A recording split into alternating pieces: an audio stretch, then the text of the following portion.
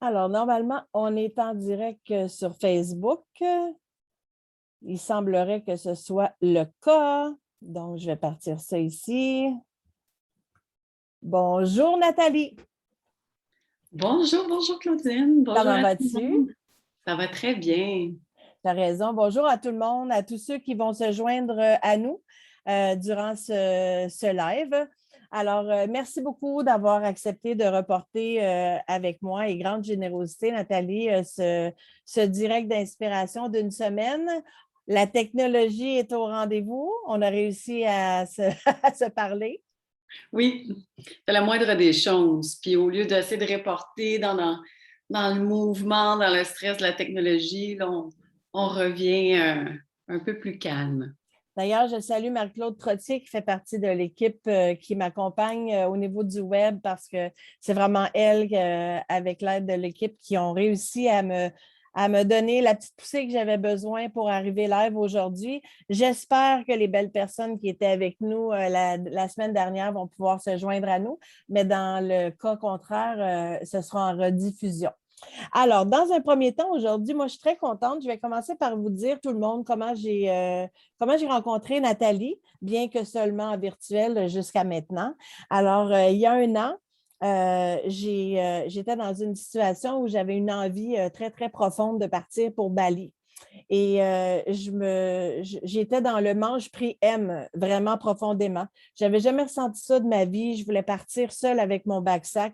Finalement, j'ai une amie qui était prête à partir avec moi. Puis on était très emballés et on avait le temps, on avait l'argent, mais la COVID nous empêchait de voyager. Il y avait les gros flasheurs rouges qui nous disaient tu ne peux pas booker de voyage à Bali. Et j'ai quand même fait des recherches pour trouver qui pourrait nous guider là-bas. Et là, en faisant des recherches comme ça, je tombe sur Nathalie Richard qui explique ce qu'elle fait. Je suis très appelée par Nathalie Richard. Moi, je suis certaine que je prends contact avec elle puis qu'elle est à l'autre bout du monde. Mais finalement, à cause de la COVID, le Canada a rapatrié ses Canadiens. Elle est de retour au Québec.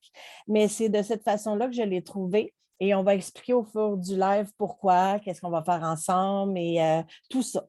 Donc, est-ce que tu nous dirais, Nathalie, parce que moi, je te connais, j'ai le plaisir de te connaître un peu plus que les autres, mais qui tu es? Quelle est ta spécialité dans un premier temps? Qui je suis? C'est une grande question existentielle en même temps. En fait, j'ai une formation en communication, donc mon expérience professionnelle est en communication, rédaction, organisation d'événements.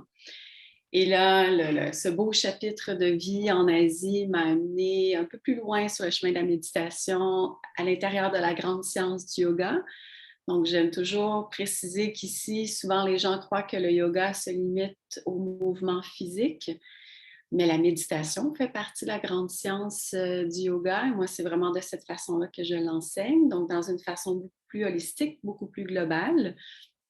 Et l'organisation des retraites me permettait justement de jumeler mes deux chapeaux, donc celle d'organisatrice d'événements, de spécialiste en communication, de rédaction, et ce nouveau chapeau, en fait, cette passion pour la spiritualité, pour l'enseignement, qui je ne croyais pas qu'il était là au départ, mais c'est venu en fait donc d'enseigner la méditation, d'enseigner sur le yoga.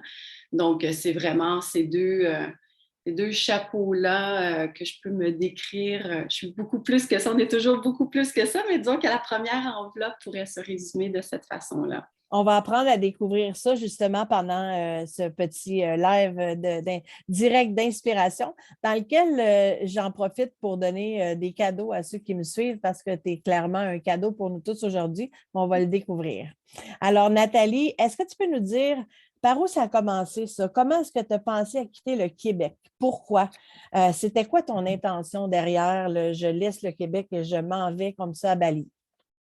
Ça a été, c'est encore un moment assez émouvant, tu sais, quand j'en parle et tout ça. Puis j'aime beaucoup en parler parce que je crois qu'il y a beaucoup de personnes qui ressentent quelque chose de similaire et qui hésitent à le faire. Et pour moi, je le résume vraiment à un appel du cœur, c'est un appel intérieur qui était très fort.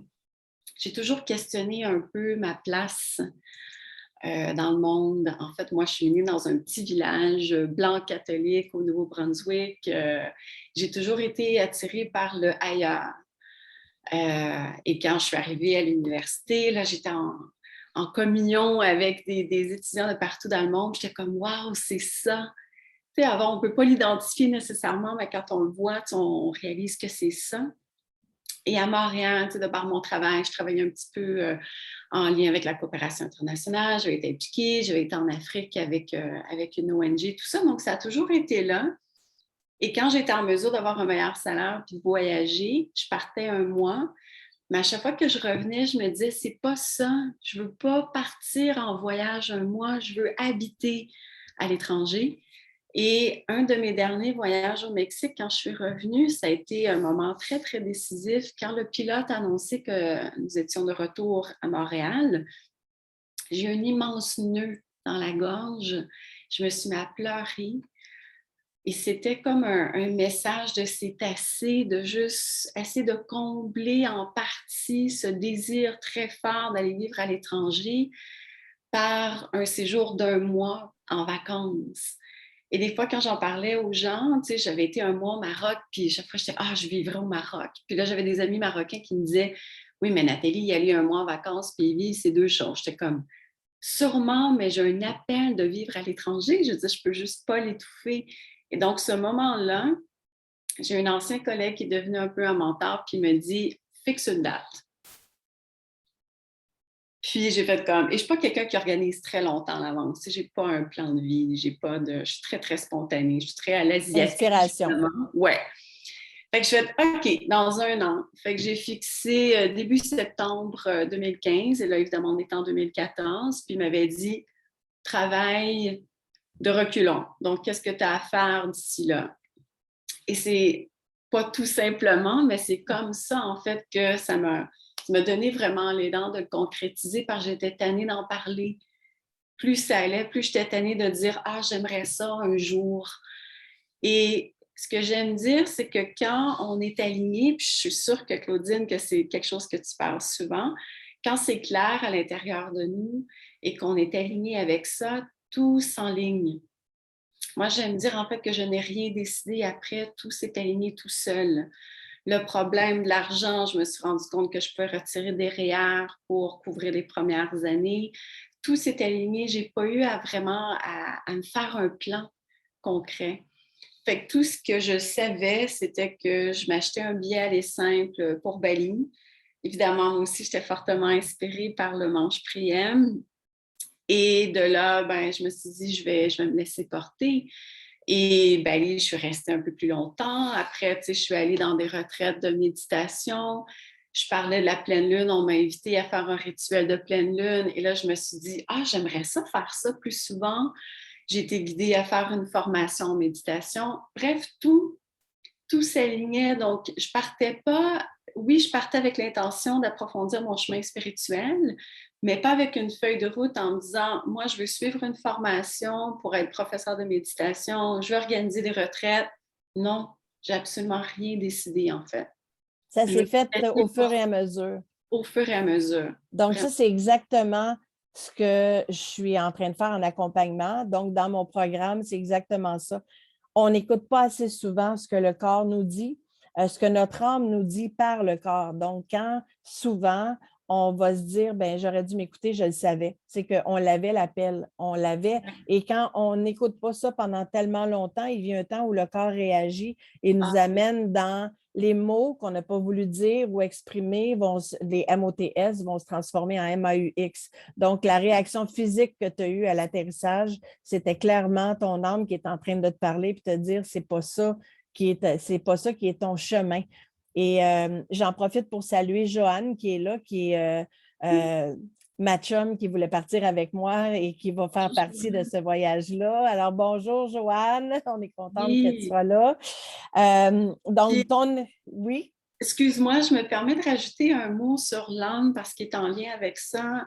J'ai eu un moment très révélateur parce que, tu sais, des fois, les gens me demandent ou on se demande pourquoi avoir choisi Bali ou pourquoi, tu sais, on est beaucoup dans le rationnel, de comprendre pourquoi j'ai cet appel-là. Au lieu de juste accepter cet appel-là, on cherche Ouais. beaucoup à comprendre les choses.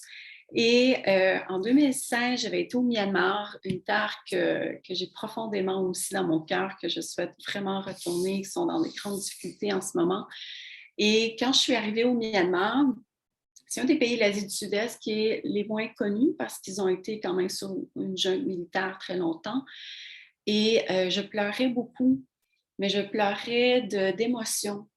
Pour la première fois, je voyais des nonnes défiler dans la rue. Habituellement, c'est des hommes moines, mais là, c'était les nonnes en rose qui défilaient dans la rue, qui étaient magnifiques. Et je les regardais et il y avait vraiment une émotion qui était très, très vive, très, très forte.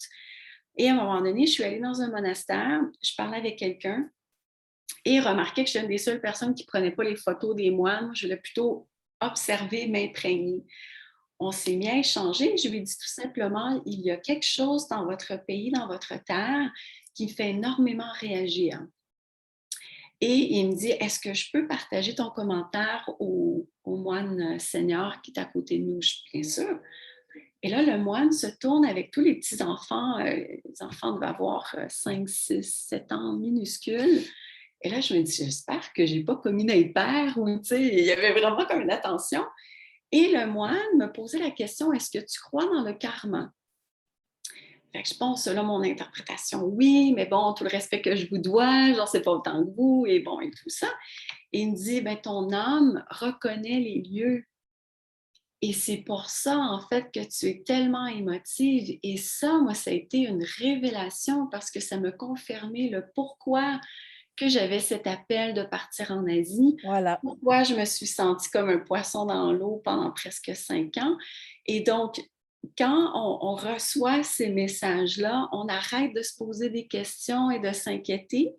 On se dit, bon, je sais que c'est pas facile, j'essaie de me laisser porter parce que j'ai été destinée à revenir ici, dans quelque part, dans des racines d'une ancienne vie. Moi, je le crois profondément. Et je trouve qu'encore là, ça vient appuyer ce qu'on ressent à l'intérieur, des fois qu'on ne peut pas expliquer. Ben, il y a une raison divine qui est là, puis des fois d'arrêter de trop mettre de temps à essayer de la comprendre, puis de plutôt d'agir avec elle. Là, tu as dit arrêter de s'inquiéter parce que ce qui est la plus grosse bête noire, en fait, quand on entreprend tout simplement le chemin de la croissance personnelle, la quête intérieure, c'est pas pour rien qu'il y en a autant en ce moment à tous les niveaux, que ce soit en croissance personnelle, que ce soit comme moi plus spirituel et connecté avec le visible, l'invisible et l'audible, l'inaudible. Tout ça fait que ça fait très longtemps qu'on a besoin de croire en quelque chose, qu'on a besoin d'aller mieux.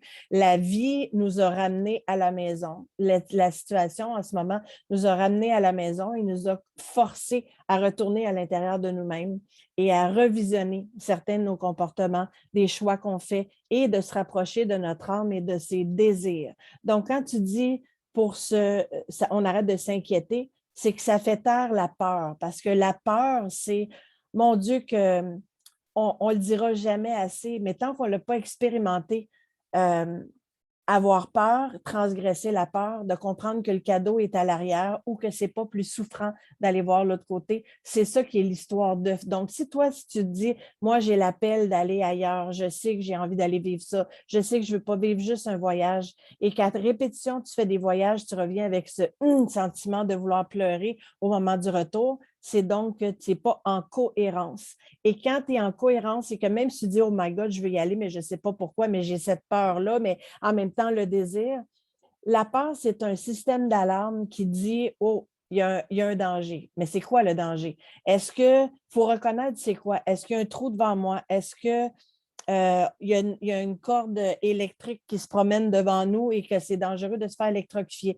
Quand on fait le tour de nous et qu'on sent qu'il n'y a pas de danger, là, c'est important d'éteindre le système d'alarme parce que ça va, comme dirait Daniel Blouin, c'est pas Daniel Blouin, comme dirait le docteur Simard, ça finit par te faire saigner des oreilles parce que ça sonne, ça sonne, ça sonne, puis ça te met dans tes états de là par l'angoisse, l'anxiété, puis tout ça, c'est des scénarios. C'est une espèce, moi j'appelle ça comme un slime vert là, qui devient de plus en plus grand. Maintenant qu'on a reconnu qu'on a peur, si on est capable de dire OK, mais je ne suis pas en danger, là, c'est beau, j'ai compris le message, là, regarde-moi aller maintenant. puis qu'on ose aller. Donc, dans ce cas-ci, tu as osé partir avec un billet aller, pas de retour. Donc là, tu es dans la confiance, c'est dans la foi que tu es en train d'écouter ta voix intérieure. Parce que ici, c'est jamais ça qui va nous parler. Ici, ça va très rapidement. La vie tous les jours fait ça et ça engourdit tout ce qui devrait être la vraie raison. Parce que la vie, c'est un jeu. Tu arrives tout seul, tu pars tout seul. Entre les deux, tu viens faire des expériences. Il faut s'amuser. On oublie ça beaucoup, beaucoup trop. On se met tellement de pression.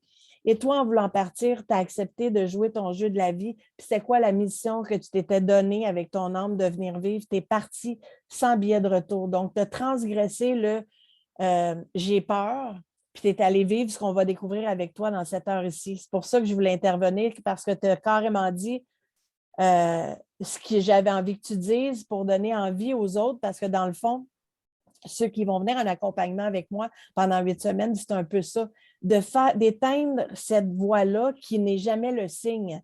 La peur n'est jamais le signe. La peur te donne un signal, mais pas en train de dire « Ah, parce que tu as peur, c'est parce que c'est pas bon pour toi. » C'est le contraire. Donc, toi, ce que tu as fait, c'est ça qui me parle beaucoup, au-delà du fait que je trouve que tu es une fille super inspirante, que tu es allumée, que j'ai envie de faire des choses avec toi. Je suis appelée vers toi, tu fais plein d'affaires qui me parlent beaucoup, mais tu l'as fait. Et d'ailleurs, j'ai un de mes bons amis qui regarde dans ce moment, que je salue, Gaston, que j'aime d'amour, qui lui a eu ce guts-là un jour de partir faire de la musique à Paris avec un billet sans retour. Et ça, je te salue, mon ami, parce que c'est vraiment quelque chose qui me wow dans ma vie, parce que peu de gens le font et c'est ceux qui font les choses les plus grandes. Oui, cette sensation de liberté. Là. Absolument. Donc, toi, quand tu es parti, tu t'es dit, je vais partir combien de temps? Tu avais mis un pas de retour, mais est-ce que tu avais comme une espèce de barème de temps? Minimum 1 an. Puis, OK. en fait, c'était, tu sais, c'est sûr que dans les peurs, quand on devient nomade comme ça, les peurs sont financières. Aucune idée combien d'argent, l'argent va durer combien de temps parce qu'on ne connaît pas trop le coût de la vie. Bon, on peut faire mille et une recherches sur Internet, mais c'est pas que ça vaut rien. Moi, je trouve qu'on se limite tellement à ce qui est dit sur Internet. C'est tellement plus facile de se débrouiller sur place. Puis, tu sais, avec les locaux, avec les autres expats qui sont là, tu sais, de comprendre un peu mieux le fonctionnement. Fait que c'est sûr que les peurs financières étaient là, mais je me disais, je souhaite partir au moins 1 an. Mais aussi, quand je suis partie, moi, j'étais en appartement, j'étais à location, puis tout ce que j'avais, j'ai vendu. Je ne voulais pas sous-louer parce que je trouvais que c'était facile de dire, admettons, dans 3 mois, ça va mal, ah, ben je vais revenir, même si je savais que ça ne serait pas ça. Mais tu sais, tu as tout le temps la garde autour qui dit, ben ça serait peut-être plus sage de, comme, non, moi, je ne veux pas de chaîne, je ne veux pas de boulet, je ne veux pas rien qui me retienne, je veux vraiment partir librement. Fait que le 1 an est devenu presque 5 ans. Et c'est ça, je sais qu'on va parler entre les deux, mais c'est qu'en fait, ce qui est arrivé, c'est que je quittais l'Inde après un deuxième séjour de 6 mois. Donc, ça faisait presque 1 an que j'étais en Inde. Puis, je partais pour rentrer à Bali parce que j'allais avoir des retraites à Bali qui allaient commencer. Et finalement, j'étais coincée à Singapour. Tous les vols étaient en train d'être annulés. Sud-Bali en fait, les frontières devaient fermer comme 2 jours plus tard. Finalement, ils les ont fermées plus tôt. Donc, c'est en étant coincée à Singapour que, heureusement, malheureusement, je n'étais pas du tout dans cette énergie-là. J'ai dû me prendre un billet pour rentrer au Canada. Donc, le retour a été plus difficile que de partir. Parce que ça a pris tout le monde de plein fouet. On n'était pas préparé à ça. Exact. Donc, toi, en tant qu'expat, il faut quand même que tu restes cohérente aussi en sachant que tu ne sais pas qu'est-ce qui advient de tout ça. Quand le gouvernement canadien rapatrie les Canadiens, il doit avoir une raison majeure. Je le sais parce que je l'ai vécu, moi, dans mon domaine d'aviation. Donc, je voyais que l'impact allait être... je savais que c'était un grand coup, que comparativement au 11 septembre que j'avais vécu, moi, dans l'aviation, ça allait être aussi gros et sinon plus gros parce que je sentais toutes les vibrations autour de moi. Je ne vais pas me permettre de les dire non plus parce qu'il y avait des gens très anxieux autour de moi, mais je savais qu'à ce moment-là, il se passait quelque chose de gros. On le vivait de jour en jour. Bon, c'était partout dans les nouvelles. J'avais un vol plein le soir. J'arrivais au comptoir, il restait 4 passagers, 12 passagers, jusqu'à 2, ça a descendu parce qu'on demande de ne pas partir. Ça change la vie. Et là, la vie n'a jamais pu être pareille. Donc, ni pour toi, ni pour moi. Il y en a qui ont gardé leur vie, qui sont comme un peu moins impactés de ça parce que leur vie a fait qu'ils ont continué à travailler, ne serait-ce que par télétravail. Mais dans ton cas, tu es revenu au Canada, tu t'es déraciné de tout ce que tu avais. Tu avais laissé toutes tes choses ici. Dans mon cas, je n'ai plus travaillé depuis ce temps-là dans l'aviation. Donc, ça permet de, mis à part le côté qu'on voit de dramatique, des gens qui ont été malades, des gens qui sont décédés, des gens qui ont perdu des gens, des biens matériels, puis tout ça, qui est un autre sujet, puis que je ne veux pas diminuer, mais je sais qu'il y a une raison à toute chose. Mais si je me concentre seulement sur le positif de ce que ça a fait pour chacun d'entre nous, si on a pris le temps, il y a des gens qui ont réussi à s'ignorer encore pendant tout ce temps-là. Mais si on a pris le temps d'aller à l'intérieur, voir ce qui était là, euh, il y a eu beaucoup, moi dans mon cas, il n'y a eu que du positif. Et bien que j'ai été impactée au niveau de mon travail, oui, vraiment. Et c'est ça qui m'amène à faire le programme que je fais justement en propulsion parce que trop souvent, on est en dormance, on est en inertie, on se place en victime des gens et des situations. Et à chaque coup dur de ma vie, moi, je me suis propulsée moi-même. Et quand je rencontrais des gens, je les propulsais eux-mêmes sans savoir comment. Je leur disais des choses que ça les repartait. Et je pense que la vie est trop courte et trop belle pour la subir et laisser la peur prendre toute la place. Donc, c'est pour ça que je pense que si certaines personnes encore n'ont pas vu le cadeau dans ça, il faut être capable de voir la vie autrement. Quand on voudrait quelque chose qu'on n'a jamais eu, il faut faire quelque chose qu'on n'a jamais fait. Donc, ça m'amène à te demander, quand tu étais là-bas, avant que on va revenir à la pandémie, qu'est-ce que tu faisais qu'est-ce qui était différent de ta vie d'ici? Parce que toi, tu as un appel, tu es appelé à aller faire autre chose. Tu arrives là-bas, c'est premièrement le rythme de la vie, je peux juste imaginer qu'il est très différent. Les gens, parle-nous un peu de ça a été quoi ton adaptation versus ta vie d'avant? En fait, j'ai toujours été attirée par un rythme plus lent. Quand j'allais au Mexique, au Maroc, je sais qu'il y a des gens ici qui sont beaucoup dans la productivité, qui sont efficaces, qui aiment ça faire plein de choses dans la journée. J'admire ces gens-là. Hein, je trouve qu'ils sont super efficaces, puis ils font tellement de choses. Naturellement, ce n'est pas mon rythme. J'ai vraiment un rythme très lent. Quand je suis arrivée là-bas, je trouvais ça magnifique. Entre expats, on dit si on fait 2 choses dans la journée, c'est une grosse journée. Ah, je suis allée au guichet, puis je suis allée acheter des trucs au marché. On fait souvent des blagues autour de ça. Fait que ce rythme lent, de me retrouver dans un rythme qui est naturel au mien, me fait beaucoup de bien. La chaleur, évidemment, je suis une fille de chaleur et tout ça. Et en termes de spiritualité, en fait, Bali est reconnu, surtout dans la région d'Ubud, Bali au complet, mais bon, Ubud a vraiment un cœur spirituel très fort et c'est reconnu comme étant une terre de médecine. Ubud, en fait, veut dire médecine et c'est un endroit où on se pose, on fait beaucoup d'introspection, tellement que des fois, quand on reste très longtemps, à un moment donné, on devient un petit peu trop dans l'inertie. Et c'est pour ça que moi, quand j'avais peur d'aller en Inde, mais finalement, je suis tombée amoureuse de l'Inde. L'Inde, ça bouge. Donc, pour moi, c'était comme l'énergie yin, très, très, très plutôt d'introspection féminine. Et l'Inde est l'énergie masculine, très active dans l'action. Ça bouge énormément. Fait que c'était comme un très bel équilibre pour moi. Donc, l'adaptation, c'est vraiment très bien fait. En termes de juste me laisser imprégner des lieux, la spiritualité, découvrir en fait comment eux pratiquent l'hindouisme, qui est très différent de tous les autres pays hindous. Et juste de me laisser bercer par ça. Et là, je faisais ce que j'aime beaucoup faire, c'est d'écrire. J'avais écrit Mhm. un blog juste avant de partir. Donc, j'écrivais 1 à 2 papiers par mois. Et c'était beaucoup, il est encore actif, le blog, il prend une autre tournure tranquillement, mais c'était d'écrire sur mes observations, donc de faire voyager les gens à travers mes yeux, mais sans que ce soit un blog, c'est pas un blog de voyage, je vous donne pas des trucs, quelle auberge réservée, puis combien ça coûte à tel endroit, c'est pas un blog pratique, c'est plutôt un blog d'introspection, de réflexion, de spiritualité, c'est quoi les croyances des gens.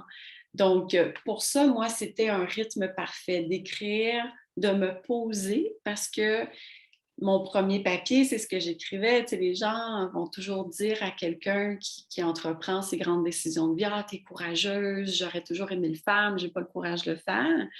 Puis tu fais comme, mais non, ça va, il me semble que c'est un appel qui est là depuis longtemps. Fait que l'adrénaline te porte beaucoup. Et quand tu arrives de l'autre côté et que tu te poses, c'est sûr qu'il y a des moments d'émotion, puis c'est là que tu réalises, oh wow, j'en ai eu du courage quand même de faire ce que je suis en train de faire. Vraiment.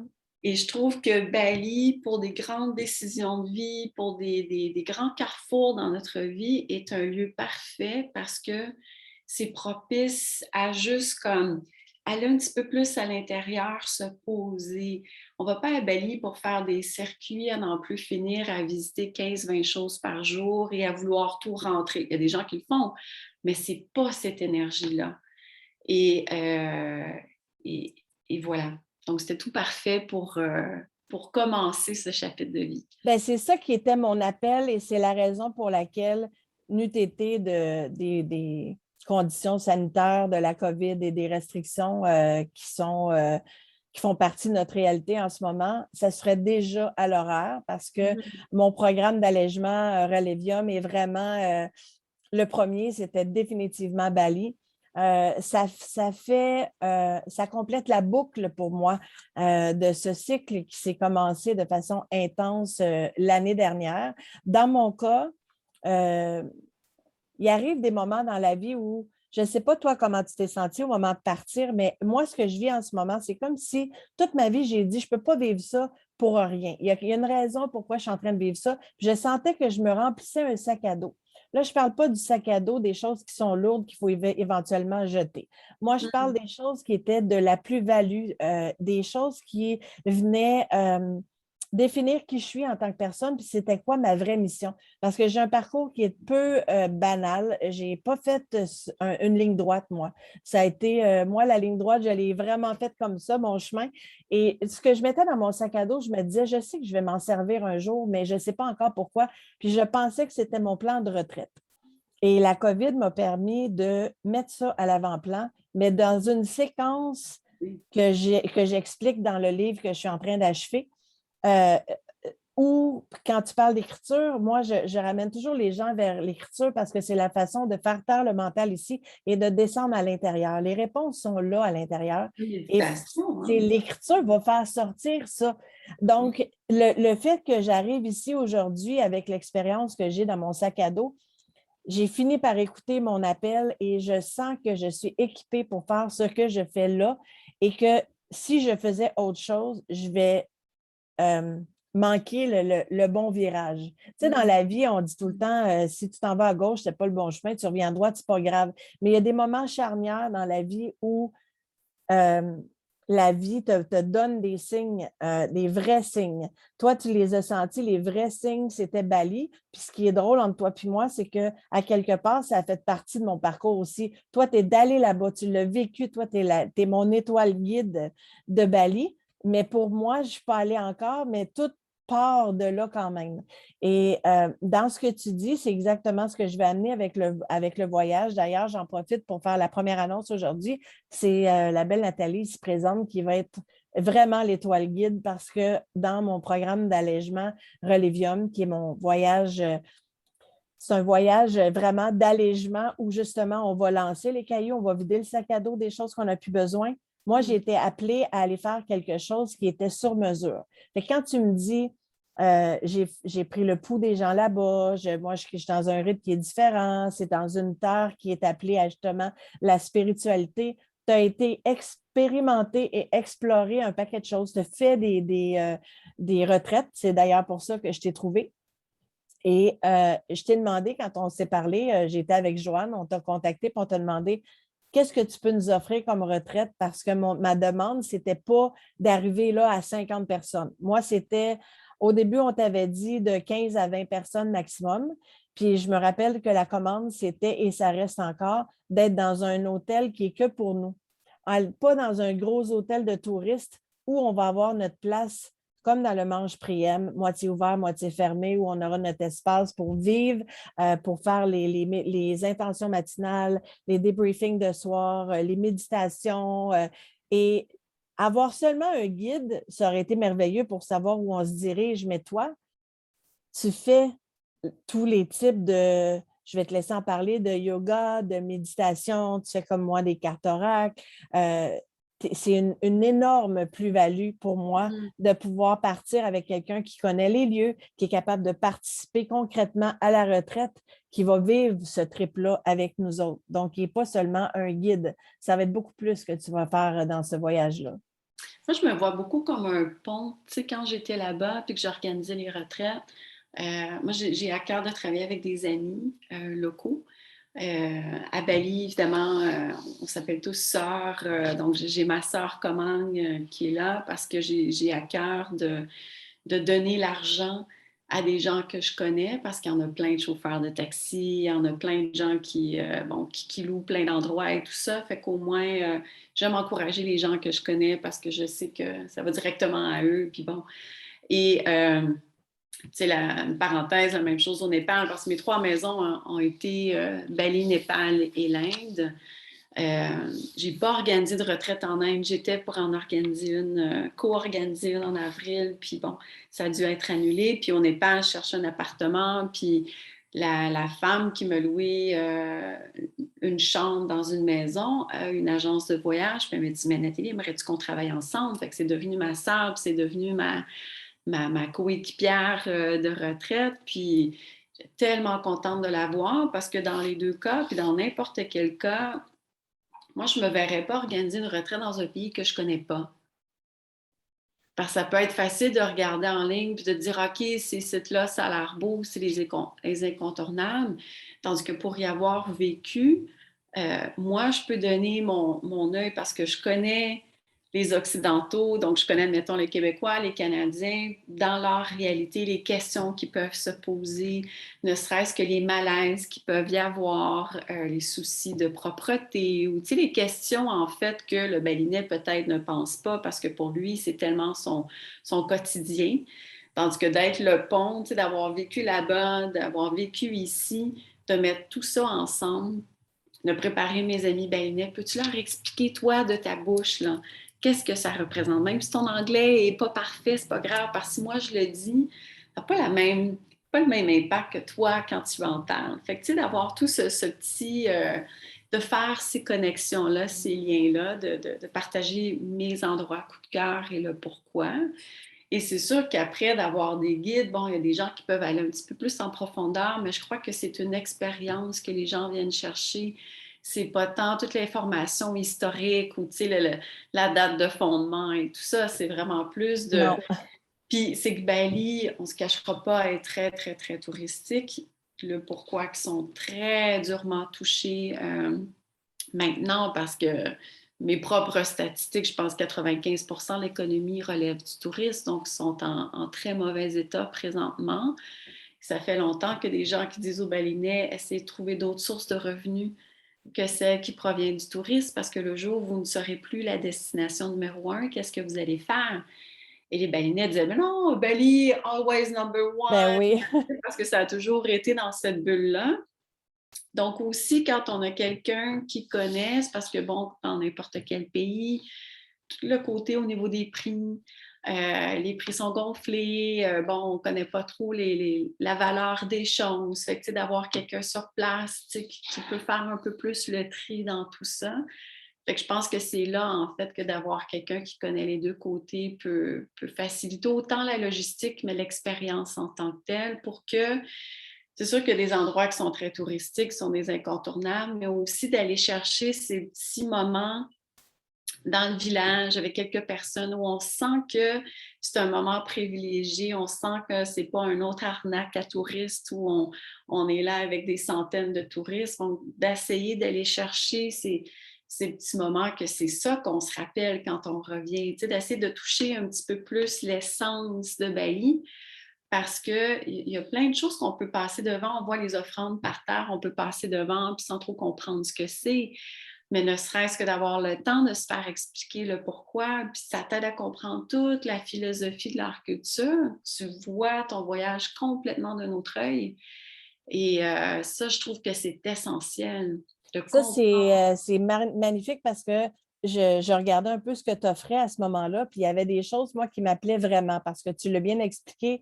Moi, je ne veux pas aller dans la formule ashram non plus où tu pries du matin au soir. Ce n'était pas cette formule-là que je voulais faire.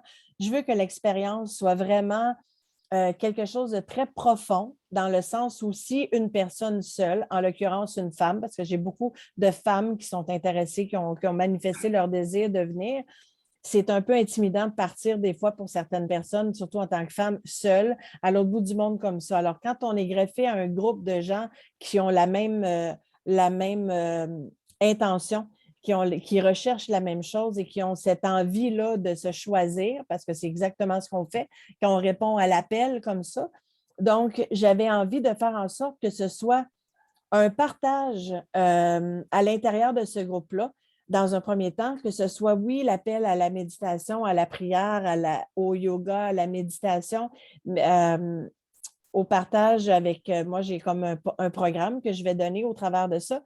Mais ce que je voulais rentrer au travers de tout ça, c'est un peu les choses que tu avais offertes dans tes autres retraites. J'aimerais ça que tu nous en parles un peu parce qu'il y avait justement des cérémonies de la lune, des choses sur la plage, la purification par l'eau, les temples. Donc, dis-nous un peu, c'était quoi ton programme parce que ça va se retrouver dans Religium. Oui. Moi, j'organisais toujours les retraites autour soit d'une nouvelle lune ou d'une pleine lune. Sans en choisir une, j'avoue que j'ai une belle connexion avec la nouvelle lune parce que le moment de nouvelle lune, tout est nouveau. La lune est entièrement vide, prête à être remplie. Donc, quand on parle d'intention, et comme on commence une retraite, on vit quelque chose de nouveau. Donc, tout est favorable, tout nous soutient en fait dans cette nouveauté-là, d'ouvrir ce nouveau chapitre, de semer nos intentions. Donc, je trouve que déjà le thème venait très facilement avec ça. Et la lune est très importante pour les Balinais, pour les Népalais, les Indiens, parce qu'ils vivent sur un calendrier lunaire. Ici, les gens trouvent ça un peu ésotérique, mais je veux dire, en Asie, en Orient, ça fait partie. Les débuts de festival commencent toujours en fonction de la lune. Tu sais, c'est vraiment intégré dans le quotidien. Donc, il y a toujours un rituel de lune qui est différent d'une fois à l'autre. Je continue à en faire. J'ai pris une pause cet été, mais je continue à en faire. Donc, c'est vraiment, il peut y avoir de la musique, il peut y avoir du dessin, de l'écriture, du partage. Mais c'est vraiment, on veut que ce soit une cérémonie à l'intérieur de nous. Et à Bali, donc, les nouvelles lunes, les pleines lunes vont être de l'autre côté, comme c'est la fin du cycle, on purifie, on nettoie. Donc, c'est très commun d'aller comme tu disais, dans une source d'eau. Il y a un temple qui est mon temple préféré, je dois dire, Tirtha Empul, qui est un temple de purification. Donc, il y a un rituel qui se fait, on passe sous un certain nombre de fontaines d'eau pour vraiment... Et les Balinais vont dire, moi, ma soeur Commande me disait souvent, Nathalie, too much worry, tu sais, elle voit dans le visage là, quand il y a trop de stress et tout ça. Fait que c'est le temps d'aller au temple d'eau pour nettoyer tout ça, en fait, tu sais, pour vraiment essayer de purifier notre aura. Fait que ça, c'est sûr que c'est un incontournable. Et la façon dont je montais les retraites, les enseignements, c'est toujours un bel équilibre entre une séance d'asana, donc d'étirement, par exemple le matin pour se préparer pour la journée. Mon type d'enseignement est très doux. Je ne suis pas dans la performance du tout.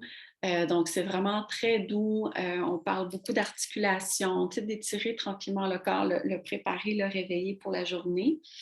Et ça va être habituellement, c'est la seule séance dans la journée. Et en fonction, évidemment, de trouver l'équilibre entre les visites ou les autres séances qu'on peut avoir, des méditations que moi, j'aime beaucoup offrir différentes techniques de méditation. pour que les gens l'expérimentent. Parce que souvent, les gens vont dire: «Ah, la méditation, c'est pas pour moi. La méditation, c'est difficile.» Ils vont voir l'image du moine qui médite et ils pensent que c'est presque inatteignable. Moi, j'aime beaucoup ramener les choses que la méditation provient du yoga. Hein? C'est pas Bouddha qui a inventé la méditation, soit dit en passant. Je prêche pour ma paroisse. Mais en fait, c'est que la méditation est une des étapes. On commence avec les asanas, on prépare le corps pour être en mesure de s'asseoir déjà pour méditer, parce que beaucoup, un des obstacles que les gens rencontrent, ils disent ne pas pouvoir méditer parce qu'ils ne sont pas capables de s'asseoir dans cette fameuse posture de méditation. Donc, comment est-ce qu'on peut préparer le corps déjà pour s'asseoir avec l'aide de coussins, sur une chaise, pour pas que le corps soit un obstacle à la À la méditation. méditation. Donc, j'aime beaucoup parler aussi de cette philosophie, d'où ça vient, de ne pas juste dire, OK, on s'assoit, on médite. Je trouve que la base, souvent, est négligée. Donc, de parler de ça, évidemment, de la philosophie, qu'est-ce que ça représente exactement, c'est quoi l'objectif, et de démontrer différentes techniques pour qu'ensuite la personne dise, ah, mais telle technique, ça a bien fonctionné pour moi, je vais l'intégrer dans mon quotidien. Telle autre technique, c'est plus, il y a beaucoup de méditation en mouvement avec la musique, les méditations d'Osho, qui fonctionnent d'une façon absolument incroyable. Les gens qui sont très occupés dans leur tête, là, en fait, sont occupés à faire des mouvements. Fait que c'est incroyable à quel point qu'ils se rendent compte que hey, mais finalement, j'ai presque pas pensé parce que j'étais tellement habitée par la musique qui est belle, par les mouvements, donc ça fonctionne. Fait que c'est de démontrer, souvent je faisais le parallèle avec le théâtre, pour avoir travaillé en communication pour une compagnie de théâtre, quelqu'un qui dit ne pas aimer le théâtre, mais c'est peut-être le répertoire qu'il est allé voir qui ne lui convenait pas. La même chose pour la méditation, c'est en expérimentant différentes techniques qu'on peut voir les bienfaits, puis qu'on peut se rendre compte que, ah, finalement, je me sens bien, ça me fait du bien, et des insérer par thème avec d'autres activités d'écriture, de visite, etc., pour qu'on sente que, encore là, c'est une expérience globale. C'est pas répétitif à tous les jours, mais on prépare le terrain pour que la place qui Est-ce que s'ouvre. tu penses que c'est un choix que de se choisir pour aller faire de la méditation à quelque part? Tu sais, quand je te disais que les gens ont été amenés à être seuls à la maison, pour certains, à se ramener à la maison, c'est épeurant pour une grande majorité de gens de faire face à soi-même, à ses Oui. pensées, à sa situation. C'est comme si le niveau de stress augmentait. C'est un choix conscient, je pense, que de choisir et donc de faire une méditation. Il faut se faire confiance, d'aller calmer ce mental-là. Mais Et d'où j'ai l'impression que ça fait l'importance. peur à certaines personnes. Oui, puis je pense que c'est là d'où l'importance d'être guidée. Moi, j'ai eu la belle expérience. Tu sais, j'enseignais en ligne de avril à cet été. J'ai pris une pause pour l'été. Et les gens, même si c'était par Zoom, les groupes changeaient un peu. Tu sais, habituellement, je faisais comme un 6 semaines sur un thème. Puis ensuite, on enchaînait encore. Fait que les gens étaient libres d'être là une fois par semaine, ou tu sais, des fois, c'est une semaine qu'ils ne pouvaient pas. Mais très vite, les gens se sont rendus compte que quand ils sautaient une semaine parce qu'ils avaient un empêchement, il y avait quelque chose qui leur manquait. Il y avait cette habitude, même si c'était une fois semaine, qui commençait à être instaurée, parce que tout est une question d'habitude. Hein? Au début, on va ah, j'ai d'autres choses à faire, j'ai pas le temps. Mais quand cette habitude-là est vraiment bien intégrée, on se rend compte que ah, j'ai besoin de mon heure, admettons, moi, mes séances sont 1 heure, on discute, puis bon. Et les gens avaient cette habitude-là. Et là, avec l'été, il y en a quelques-unes qui m'ont dit ah, ben on a hâte que tu reprennes en septembre parce qu'on sent l'impact. Et c'est que là, comme le groupe, encore là, même si c'est virtuel, les gens viennent à se connaître, il y a des périodes d'échange, ils sont contents de se retrouver en groupe, en ligne, d'échanger, contents de voir les progrès qu'ils font, l'impact que ça a dans leur vie. Fait que c'est pour ça que c'est pas à nous tant à promouvoir les bienfaits. Nous, on est là pour offrir un moment, Une offrir des habitude outils. saine Et c'est là qui que fait les gens du qui bien. par eux-mêmes font comme ah, mais là, maintenant, oui, je veux continuer.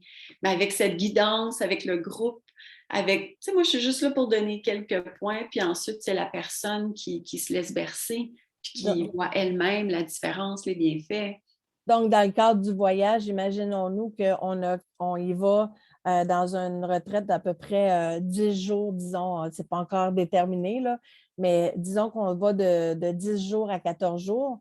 Là, tu fais ce partage-là avec les autres qui sont là avec toi à longueur de journée, dans lesquelles on va passer une espèce de courbe qui ne va pas être justement que tu médites toute la journée. Il y a des Non. gens qui vont choisir ça dans le Manche Priem, le ashram, soit qu'on est dans une période où on ne parle pas, ou il y a des. Ça c'est comme plus profond. Mais dans le cadre de ce que moi j'offre avec toi, ça va être autre que ça. Tu sais, quand tu parles tu as parlé de cérémonie où on est tous habillés en blanc sur la plage.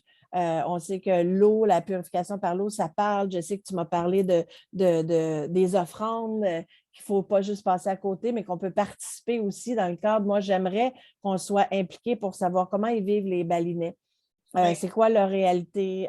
Comment est-ce qu'on peut, de toute façon, on va comparer avec la vie qu'on a en ce moment.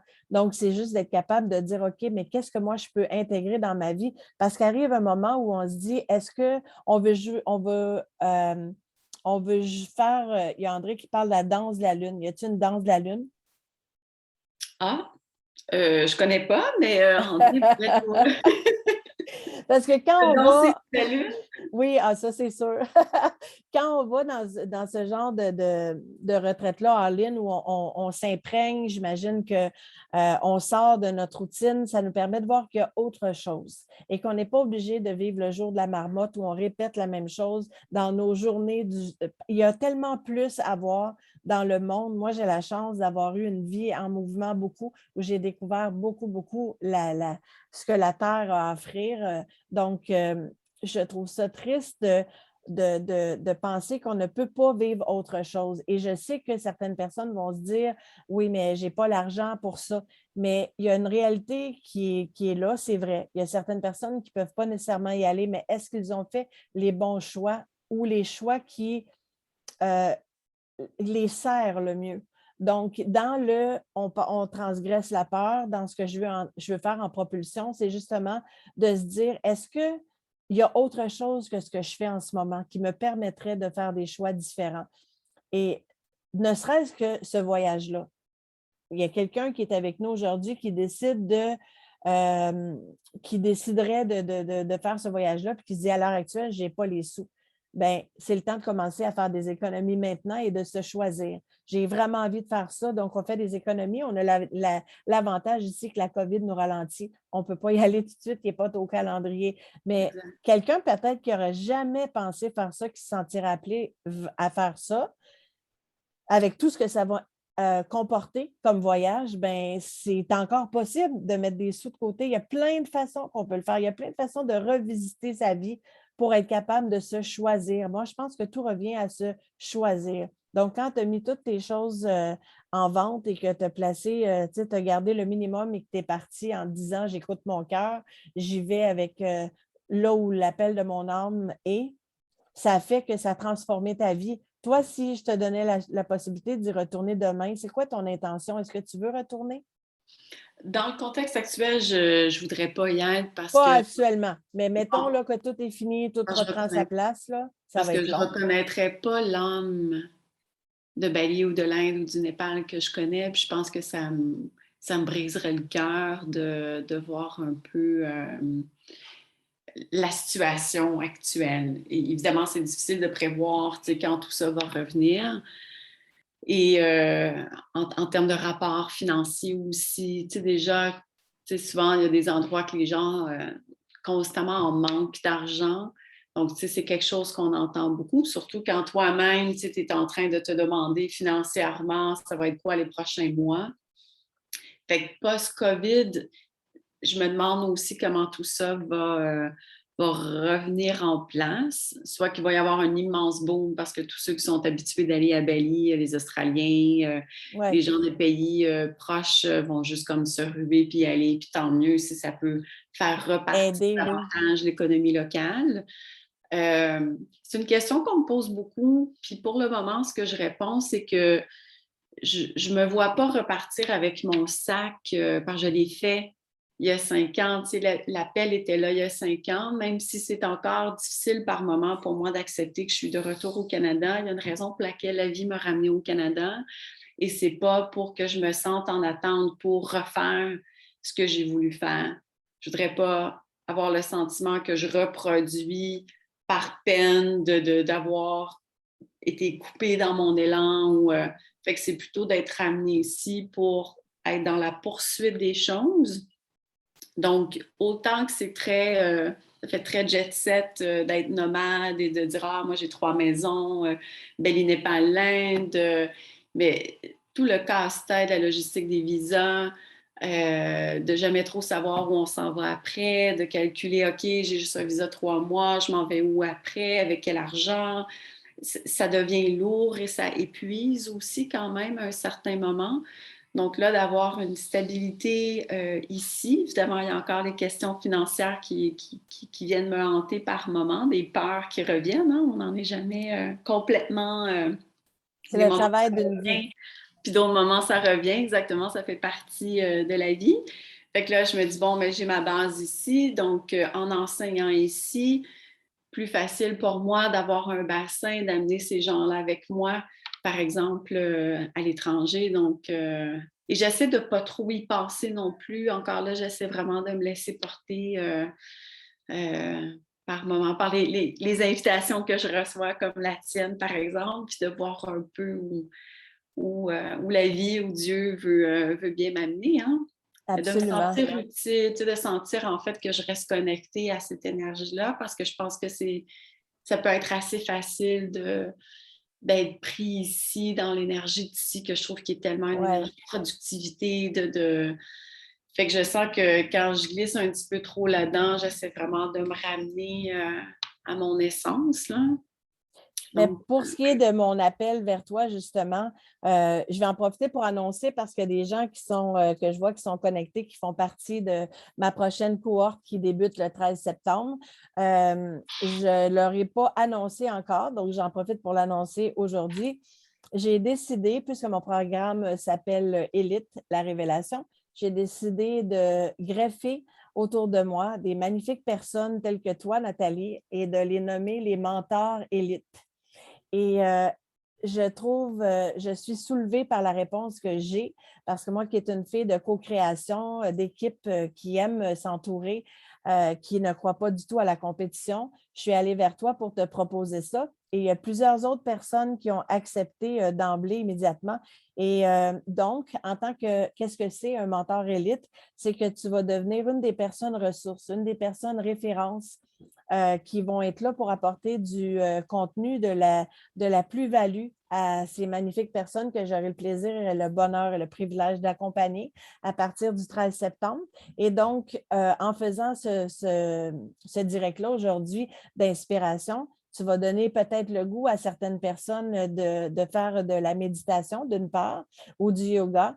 On va pouvoir parler tantôt de comment te rejoindre et tu as très, très généreusement offert une méditation qu'on va annoncer une date bientôt où tu vas venir sur un direct donner une méditation pour tous les gens de mon groupe. Donc, ils auront accès à cette méditation-là et je te remercie vraiment. Gratitude infinie que tu aies accepté ça.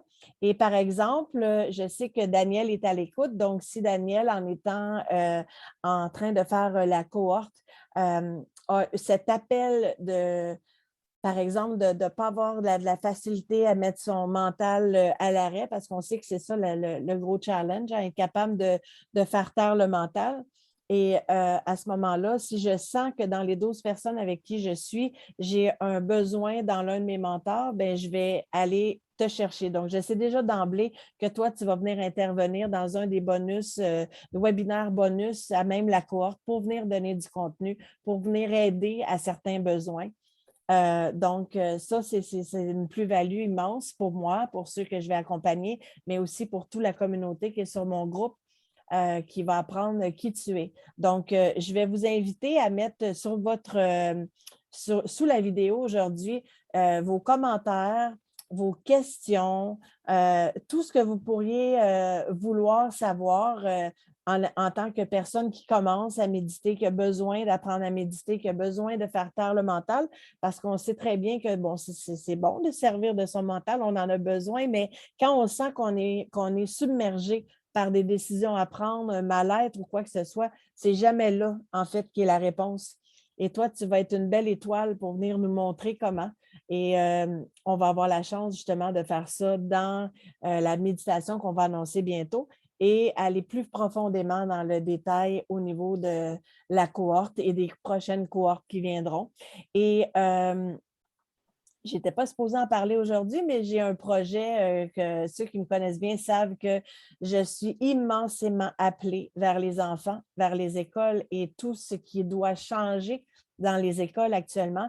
Et j'ai une filleule magnifique que vous avez pu voir sur mon groupe qui est venue faire un témoignage aussi magnifique qu'elle.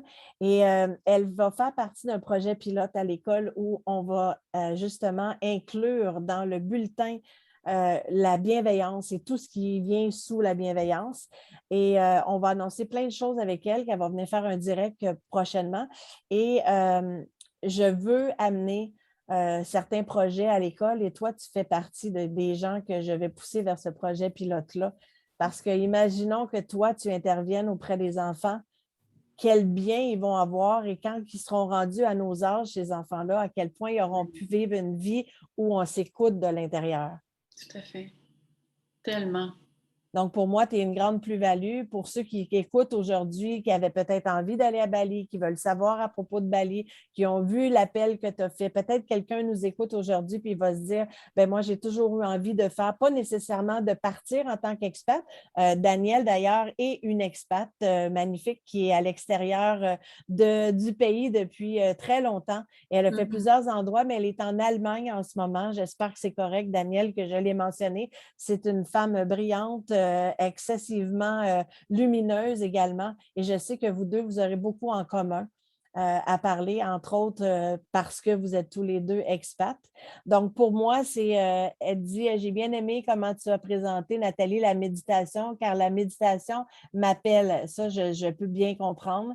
Je suis débutante, je suis une femme d'expat depuis 24 ans. Donc, son mari est expat, mais elle est expat aussi parce qu'elle l'a suivi dans son aventure. Donc, elle a fait la même décision que toi. Elle a décidé de partir, de le suivre par amour, de mettre des choses de côté pour le mettre en lumière lui. Et à son tour, c'est un homme vraiment j'ai appris à le connaître par elle, mais je le trouve magnifique dans son accompagnement parce qu'il donne l'espace dont elle a besoin, puis il essaie de la propulser lui aussi, puis de lui donner ce qu'elle a besoin. Donc, ne serait-ce que, par exemple, Daniel qui veut partir ou quelqu'un d'autre qui déciderait hey, ça fait longtemps que je veux faire ça. D'ailleurs, il y en a une que je vais présenter bientôt qui est dans ma famille. Elle a ouvert son studio de danse qui est en train d'exploser.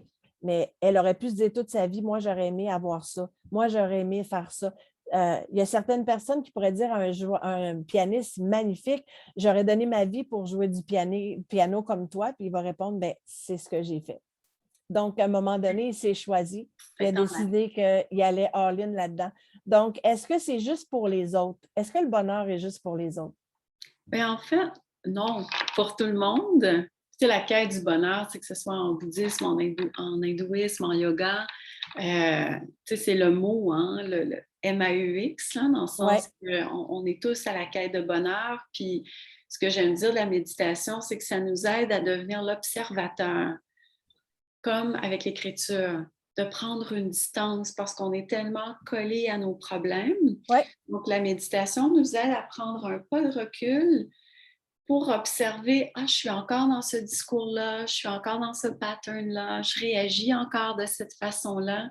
Fait qu'encore là, il y a des principes en yoga qu'on appelle des samskaras, c'est des patterns qui sont à l'intérieur de nous, qui sont automatiques. On ne pense pas à dire, je vais réagir de cette façon-là. Il y a quelque chose, une situation qui le déclenche. Fait que ça nous permet de prendre cette distance-là, puis déjà de l'observer, d'en prendre conscience, c'est déjà un immense pas de dire « Ah oui, je suis encore dans ce discours négatif ou je suis encore en train de me plaindre. » Bon, peu importe ce qu'on fait tous, moi y compris. Hein? Donc, on est parfaitement imparfait. Oui, Et donc, cette distance, la méditation nous aide à prendre la distance, à observer ce qui se passe dans notre vie pour éventuellement de dire, bon, quelle action que je peux faire par rapport à ça. C'est parce que un des mots encore, MAUX d'aujourd'hui, c'est que quand on est tellement dans la productivité, les gens sont tellement occupés par plein de choses qui ne prennent pas le temps, ne s'accordent pas le temps d'avoir cette distance. Tout est trop lent. Et il y a un adage bouddhiste que j'adore donner comme exemple qui dit, si vous voulez aller cueillir de l'eau à une rivière, par exemple, et qu'avant de mettre l'eau dans le bocal, vous brassez l'eau et vous le mettez dans le bocal, évidemment, il va y avoir du sable ou de la terre, des roches, ça va être très flou comme eau. Si vous prenez ce même bocal que vous avez rempli, qui a été remué, que vous laissez sur la table ou sur le comptoir un certain temps, bien évidemment, le sable ou la terre va aller dans le fond et l'eau claire va aller sur le dessus. Je trouve que c'est exactement le même principe avec notre tête. Quand on a des prises de décision, on sent un carrefour, on ne sait pas trop où aller, on remue parce qu'on veut absolument, il faut que ça se fasse là, hein, ici, il faut que ça soit dans l'instantané. Mais on ne voit plus rien. On ne voit plus rien. Mais d'avoir cette force intérieure, parce que je sais que ce n'est pas facile, de dire OK, je ne sais pas c'est quoi la réponse, mais je l'accepte de ne pas savoir en ce moment. Fait que j'essaie du mieux que je peux de mettre ça de côté et je fais confiance que la réponse va remonter à la surface. Exactement. Donc, c'est tous ces mécanismes-là, en fait, qui inconsciemment vont être facilités, si je peux dire, avec une pratique de méditation. Bien, ça, c'est magnifique parce que ça va peut-être démystifier un peu tout ça avec les gens qui nous suivent. Et dans mon cas, je sais que j'aurais dû commencer ça bien avant et je suis encore très débutante. Je connais l'importance de tout ça, mais je pense qu'avec toi, je vais apprendre parce que dans la mécanique derrière, moi, j'ai la chance d'avoir été capable de le comprendre sans nécessairement aller dans la méditation parce qu'aujourd'hui, je serais vraiment très bonne en méditation, mais j'ai été capable de démasquer, dépersonnaliser les choses qui font que justement, avoir la sagesse d'attendre, je ne l'ai pas toujours eu. C'est avec le temps qu'on l'a appris parce qu'on a une vie à expérimenter, à jouer, à explorer. On ne peut pas arriver avec toutes les réponses et faire, à moins d'être un grand sage qui arrive dans son dernier karma puis qui vient répandre quelque chose, du temps aussi longtemps qu'on a des choses à apprendre, ça fait partie du processus puis ça fait partie du jeu. Être capable de ça, ça serait une conversation qui pourrait être très, très longue. Je n'embarquerai pas là-dedans aujourd'hui, Ouais. mais je pense qu'on est dans une période de grande contraction mondiale où ça a donné un boost, malheureusement, à l'anxiété et à la maladie mentale, au retrait où les gens sont seuls, isolés. Donc, je pense qu'il n'y aura jamais assez de gens qui sont là pour les bonnes raisons, avec l'intention pure, pour faire une différence au niveau dans ton cas, tous les gens qui vont aller vers toi vont apprendre à se poser et à aller voir à l'intérieur et à se sentir mieux dans des habitudes saines. Donc, je vais t'inviter à mettre sous la vidéo les informations pour te rejoindre parce que je sais qu'il est possible pour les gens qui nous écoutent d'aller vers toi pour faire des méditations avec toi. Donc, tu auras des choses à offrir. Quand tu vas venir faire ta méditation, tu vas pouvoir venir mettre plus d'infos. On va faire quelque chose ensemble pour donner de l'information. Je sais que je m'en allais quelque part. Dans la méditation que tu vas donner, tu nous expliqueras justement comment faire pour s'installer, comment on fait pour se préparer, ne serait-ce que la façon d'être assis dont tu nous as parlé et pour être capable de le recevoir, parce que pour moi, je pense que c'est un très, très beau cadeau que tu vas venir nous donner sur un Zoom pour une vraie méditation. Pour ceux qui n'ont jamais fait ça, là, je vous invite sincèrement à venir l'essayer. C'est un cadeau de la part de Nathalie que je vais mettre sur mon groupe et que vous pourrez réécouter par la suite. Donc, ne manquez pas le cadeau que je prendrai le temps d'annoncer. J'ai déjà annoncé que pour ceux qui se seraient joints à nous dernièrement, que Nathalie va faire partie des membres élites qui vont être appelés à intervenir auprès de mon programme qui va ouvrir le 13 septembre. Si vous n'avez pas encore pris de rendez-vous de présélection pour une entrevue de présélection et que vous êtes appelé Il y a beaucoup de choses que j'ai dit aujourd'hui qui peuvent peut-être vous donner une idée de qu'est-ce que ça va être, de qu'est-ce que ce sera le programme. Euh, c'est vraiment une façon pour ceux qui sont vraiment décidés de se mettre en action, qui arrivent au même point où Nathalie est arrivée quand elle a décidé de partir, au même point où mon ami qui est à l'écoute, Gaston, que j'ai parlé, qui va lui, qui a pris la décision d'aller faire de la musique et qui est parti en Europe, lui, tout seul avec son petit baluchon. Il arrive des moments où est-ce qu'on fait, on se dépasse et on se dit, hey, c'est là, changer d'emploi. Ça n'a pas besoin d'être quelque chose qui est immense pour certains. C'est une grande, grande, grande contraction que de changer de travail, d'avoir la foi que c'est vraiment l'endroit où il faut aller, que c'est le bon moment. Mais quand on se choisit, il arrive des très, très, très beaux cadeaux.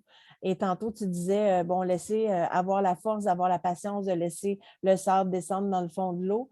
Être capable d'accueillir justement que c'est pas, si moi j'ai quelque chose à dire, l'autre n'est pas nécessairement prête à l'entendre. Donc, savoir choisir c'est quoi les bons moments, aller éclaircir sa pensée et de plus se victimiser que c'est de la faute de l'autre, que c'est de la faute de la situation, que se responsabiliser. Tantôt, tu as parlé de s'observer, de prendre de la hauteur, c'est très important.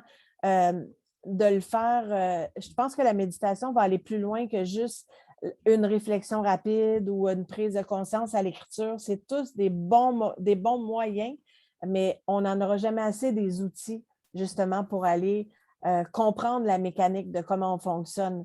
Et ce que je veux mettre de l'avant, moi, c'est les gens qui sont prêts à dire waouh, c'est vrai que la vie, c'est un jeu. Comment est-ce qu'on fait pour jouer à ce jeu-là? Parce qu'on se dramatise tellement les situations que quand on est capable de dédramatiser, de dépersonnaliser, de reconnaître le cadeau, tantôt tu disais, ben, par la méditation, on va aller voir c'est quoi nos patterns.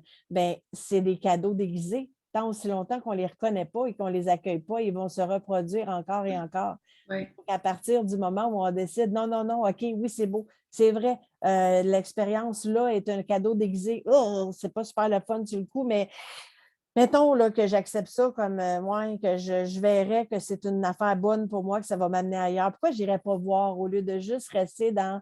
Karine Champagne, elle parle de justification. Moi, j'ai acheté ça parce que je trouve que c'est tellement vrai, puis c'est tellement facile à imager. Puis tantôt, tu disais, il y a des choses qui sont là depuis longtemps, mais c'est des croyances limitantes qu'on a achetées.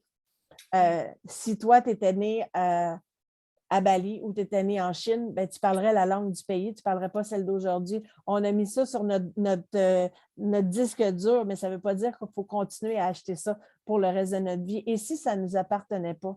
Et si en tant qu'enfant, ce n'est pas ça qu'on se serait choisi? Et si on redevenait enfant et qu'on se choisissait vraiment ce qu'on veut? C'est ça, dans le fond, mon programme.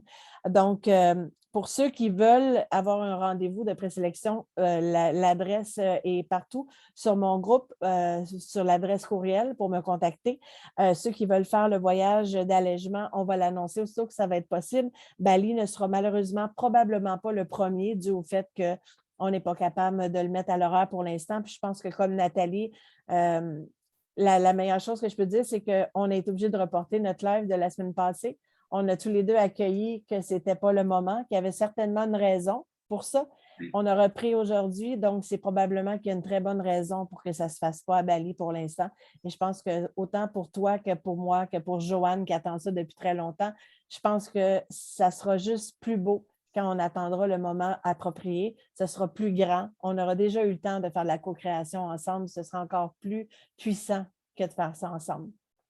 Le contexte, et pas juste le contexte pandémique, mais c'est-à-dire que l'énergie des lieux aura le temps de se renouveler aussi. Comment ils vont tes amis là-bas en ce moment? Ils vont bien. Ils vont bien. En fait, je pense qu'entre autres, ce qui est arrivé, c'est que le gouvernement a essayé de mousser le tourisme local, l'économie locale. Fait qu'il y a beaucoup de Javanais, donc de l'île voisine, qui sont venus. C'est une île qui est très populeuse. Donc, c'est probablement une des conséquences qui est arrivée. Économiquement, c'est pas la joie. c'est-à-dire qu'ils n'ont aucun revenu. Mais comme c'est un peuple quand même très résilient, très fort, ouais, ils continuent de prier. Hein, c'est des gens qui sont très pieux, donc ils espèrent que, évidemment, comme tout le monde, que la situation revienne rapidement. Mais c'est difficile à dire. Ouais. J'ai très confiance. Et quand tu dis résilience, c'est ça la vie, dans le fond. Si on est capable d'accueillir ce qui est là et ce qu'on ne peut pas changer et faire le mieux avec en restant calme, parce que je veux dire, quand on se place dans des états qui sont seulement destructeurs pour nous parce qu'on est dans la colère, parce qu'on est dans la résistance, tout ce qui résiste persiste. Donc, il faut apprendre à relâcher, il faut apprendre à lâcher prise. Je sais que c'est le travail d'une vie, que ça ne vient pas du jour au lendemain, mais je pense que dans ce qu'on est en train de faire, dans ce que je suis en train de mettre de l'avant, dans ce que je veux faire avec toi, dans ce que tu enseignes, dans ce que je veux amener dans les écoles, plus on va amener ça, peu importe l'âge des gens, et plus on va le mettre au niveau des enfants dans toutes les écoles, et incluant les professeurs qui ont besoin d'assistance aussi, plus on va être capable de se concentrer et se connecter sur les vraies choses. La plupart des gens vont mettre beaucoup d'efforts sur les biens matériaux et sur leur apparence physique, qui nous donne l'impression qu'on est donc heureux puis qu'on est donc bien dans la vie, alors que c'est vraiment à l'intérieur que tout se passe. Parce que quand je fais la référence à l'être humain, l'être, pour moi, c'est toute la connexion qui est connectée à la lumière, à la vibration. C'est ce qui est éternel, qui ne meurt pas. Donc, on gradue vers autre chose. Moi, je ne suis pas ici pour convaincre personne. Je n'ai pas la vérité, je ne possède pas la vérité. Mais dans mon quotidien, je travaille avec le visible, invisible et l'audible, inaudible. Et ceux qui vont acheter le livre vont bien vite comprendre que ça existe dans mon quotidien à tous les jours. Donc, moi, je crois qu'on ne fait que graduer. Donc, c'est ce qui perdure. Alors, l'humain, c'est la petite bébite qui vient vivre son expérience, qui arrive dans ce petit corps-là pour venir expérimenter du point A au point Z. Et il est dans tous ses personnages, dans tous ses états, dans toutes ses pensées limitantes. Puis là, il apprend, oups, oh, c'est froid, c'est chaud, on apprend. Et lui, il est souvent dans la petitesse, dans l'étroitesse, dans le jugement, à commencer par soi-même. Et il doit apprendre à se reconnecter à cette lumière-là. La naissance, c'est la première contraction. Hein? Oh, c'est quoi ça? Oh, ça fait mal! Oh, oh! Il y a de la lumière. Ah, c'est quoi ça? On sort, on pleure, on nous prend dans nos bras. Ah, c'est le fun, on recommence, on pleure, on nous prend dans nos bras. Et là, on commence dans cette vie-là qui va nous faire vivre un paquet d'affaires. On arrive tout seul, on part, on va partir tout seul. Qu'est-ce qui se passe entre les deux? Plus on va se connecter à cet être-là, plus on va comprendre qu'on est et non pas on a. L'avoir, là, c'est pas. C'est la vieille adage, le coffre-fort ne suit pas le corbillard. Ce n'est pas dans ce qu'on va cumuler dans la vie. Toi, tu as décidé que tu partais, tu t'es allégé. Puis dans la période la plus souffrante de ma vie, j'ai eu cet appel-là de tout vendre. Et ce que j'ai fait finalement, c'est que j'ai tout mis en storage et j'ai bien fait parce que je vais tout donner à ma fille qui part dans sa maison bientôt. Donc, ça va permettre à ma fille de partir mieux. Puis moi, je rachèterai mes choses quand ça sera le temps.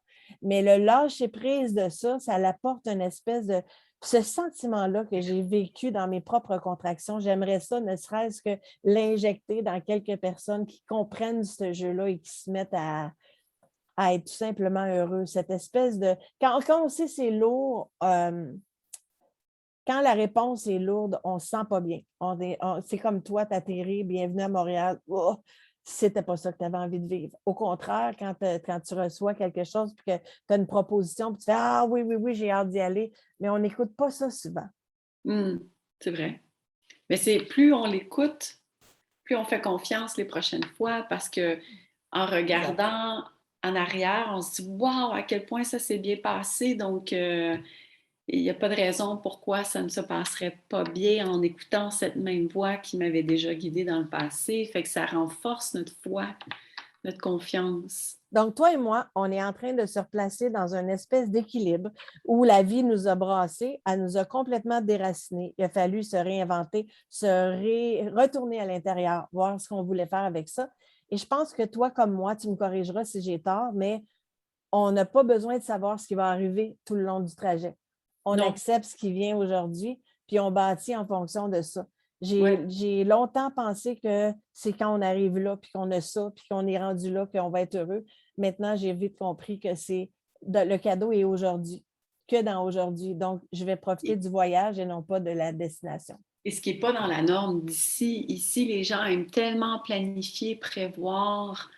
Et c'est là que des fois, c'est confrontant d'une certaine façon, tu sais, Moi, j'ai de la difficulté à m'engager pour un repas. Quelqu'un m'invite dans un repas dans un mois, là. Je fais, ouf, est-ce que je peux te confirmer la veille? Je vais être où dans un mois?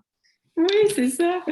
Dans quelle énergie je vais être et tout. Mais encore là, c'est que chacun a son propre équilibre, hein, et c'est de s'assurer qu'on est confortable entre ces deux-là. Tu sais, on n'est pas là pour donner la recette, mais plutôt pour évaluer un peu à quel point... Qu'est-ce qui résonne en nous de la joie, du bonheur, de la légèreté, on est à notre place. Je veux juste te lire, je salue François Clavette, qui est une amie d'un programme qu'on a fait ensemble et qu'on s'est vu comme toi puis moi à distance, mais avec moins de proximité. Et elle dit: bonjour Claudie et Nathalie, Bali, l'Indonésie est comme un aimant pour moi depuis 2009. Donc, on est plusieurs à être appelés pour ça, puis il y a certainement une très, très bonne raison. Le rêve reste intact et a été ravivé aujourd'hui. Je suis très contente. Intérêt donc pour ce beau voyage et merci pour ce live inspirant. Toutes les fibres de mon corps vibrent à une fréquence que j'ai de la difficulté à mettre en mots. Je suis comme dans un électrochoc fébrile quand j'y pense. Joanne a déjà acheté nos couvertures de méditation. Nous autres, on est dans ce trip-là depuis 1 an et je savais qu'il y avait quelque chose qui m'appelait là. Je savais que ça allait être grand et je savais que je n'avais pas nécessairement envie de faire des voyages continuellement à Bali parce que moi, je pars puis je reviens. Donc, je veux tout capitaliser sur celui-là. En faire ailleurs, parce qu'il y en aura un en Europe, il y en aura un dans l'Ouest canadien, il y en aura plusieurs. Mais je pense que quand on dit qu'il n'arrive rien pour rien, le fait qu'on ne puisse pas le mettre à l'horreur en ce moment va avoir permis à plus de monde de s'inspirer de ça et de mieux se préparer. Alors, si par exemple, Françoise avait l'intention de venir avec nous, elle a du temps devant elle pour planifier ça, pour voir comment elle voudrait le faire, comment est-ce qu'elle peut mettre des sous de côté. Des fois, c'est une habitude qu'on peut changer qui nous permettrait de mettre des sous de côté pour être capable de le faire. Et quand on veut, on peut, je le crois sincèrement. Et pour ceux qui vont décider de venir avec nous, je pense que vous avez réellement compris mon engagement à faire de cette aventure-là quelque chose de transformateur, de révélateur, d'ancrage à ce qui est là et qui a besoin d'exister et que j'ai pris l'habitude de m'entourer de toute ma vie. Je me suis entourée de gens compétents qui étaient les gens qui devaient être là. Et avec Nathalie, je me sens en gratitude immense d'avoir pu faire le chemin jusqu'à toi, de t'avoir trouvé. Et on n'a vu que la pointe de l'iceberg de Nathalie. Il y aura tellement beaucoup plus. On aurait pu parler de seulement Bali pendant... peut-être qu'on fera un autre live parce qu'il y a tellement de choses. On n'a pas découvert le Népal, on n'a pas vu les autres choses que tu fais. Mais moi, en étant là-bas, en étant pas du tout dans mon environnement parce que je vais y aller pour la première fois à Bali, je vais mettre toute ma confiance en toi. Je vais y aller les yeux fermés, je vais te suivre. Moi, je vais donner du contenu. Je vais donner des partages, je vais donner des lectures à certaines personnes qui vont être là. Et comme tu fais toi aussi des cartes oracles, on pourra en faire ensemble. Il y a quelqu'un d'autre qui peut en faire aussi dans le groupe. Donc, il y a tellement à commencer par les intentions matinales, les déjeuners qu'on fera ensemble, les méditations pour bien partir la journée, les moments où on identifiera le yoga à la hauteur de tout ce que les gens peuvent faire là. Ça ne sera pas nécessairement quelque chose qui est inatteignable, qu'on va être capable de suivre ou est-ce c'est pas de la performance. Ah, tellement pas. On aura des moments pour visiter quand même un peu Bali, mais pas dans le tourisme conventionnel qui veut tout voir à la fois. Il y aura des raisons, des intentions derrière de ce qu'on va faire, de ce qu'on va décider de mettre à l'horaire et tout va être planifié dans un package où Nathalie va voir les déplacements, puis tout le côté technique, là, la logistique. Ouais. On va faire ça ensemble, mais il n'est pas dit qu'on n'en fera pas ensemble ailleurs que Bali non plus. Exact. Oh oui, tout à fait. Puis dans la douceur, tu sais, moi, Bali, pour moi, c'est la douceur. C'est vraiment une pause. Ouais. C'est vraiment dans cette énergie de douceur. Je parle souvent de féminin, ça exclut pas les hommes, là. C'est que c'est l'énergie Non, féminine dans le yoga, c'est vraiment tout ce qui est non, l'intuition, puis je la serais très douceur. contente qu'il y ait des hommes qui se Ah greffent à nous, oui! ne serait-ce qu'un, parce qu'on dirait que je veux pas que ça fasse peur, qu'il y a des femmes fantastiques qui sont là, puis qu'ils se disent, ben, je vais être seule, ou au contraire, moi, Non, j'aimerais ça, vous amènez une énergie magnifique à un groupe, hein, pour avoir eu des vraiment. femmes dans des groupes, là, leur questionnement, leur façon de voir les choses, fait que ça amène un bel équilibre. Exact. C'est Merci, vraiment André Simard, pour ton support et tes bons mots. Écoute, dans mon cas, je me suis fait un peu déranger déconcentrée par les commentaires. Ils me font bien rire. J'ai des gens que j'aime beaucoup depuis très longtemps qui sont là, qui ont vécu des choses magnifiques. André a eu cette écoute d'elle-même à partir parce qu'elle a fait, on a travaillé ensemble sur de nombreux spectacles ensemble pendant de nombreuses années, mais elle a participé au Cirque du Soleil avec Allegria. Elle a fait le tour du monde avec Allegria. Et André, ben, je le dis, c'est la maman de la brillante Joëlle de Projet Cella qui est sur le groupe que je vous ai fait partager en musique. Donc, soit dit en passant, elles ont exactement la même voix. Donc, c'est de la voix diamant pur, cette voix-là. Donc, c'est des gens que moi, je suis une femme d'engagement, de cœur, puis quand j'aime pour la vie. Donc, on le voit aujourd'hui avec les gens qui sont là, des gens que j'aime pour la vie et que je sais qu'il y aura tellement de co-création au travers de tout ça. Et c'est ce que je veux mettre de l'avant, la co-création avec les gens qui vont venir vers moi. Je le fais déjà là, avec toi aujourd'hui et avec les autres qui viendront. Et ce n'est que la pointe de l'iceberg qu'on a vu aujourd'hui. Je dois te laisser partir parce que tu oui. as des choses qui sont des engagements après. Mais si les gens, je sais que tu vas venir l'écrire en dessous de la vidéo, mais si des gens voudraient, qui sont à l'écoute, te contacter, qui aimeraient faire une initiation à la méditation, voir ce que tu peux offrir, comment est-ce qu'on peut te rejoindre? J'ai pensé tantôt quand tu parlais, en fait, j'ai une chaîne YouTube, mon nom de méditation, mon nom de blog, c'est Ray of Nat, donc Ray comme un rayon, R-A-Y-O-F-N-A-T-H. Fait que sur la chaîne YouTube, il y a des Yoga Nidra. C'est des méditations guidées qui sont très, très accessibles. En plus, le Yoga Nidra se pratique allongé sur le dos. Donc, il n'y a pas le souci de la posture.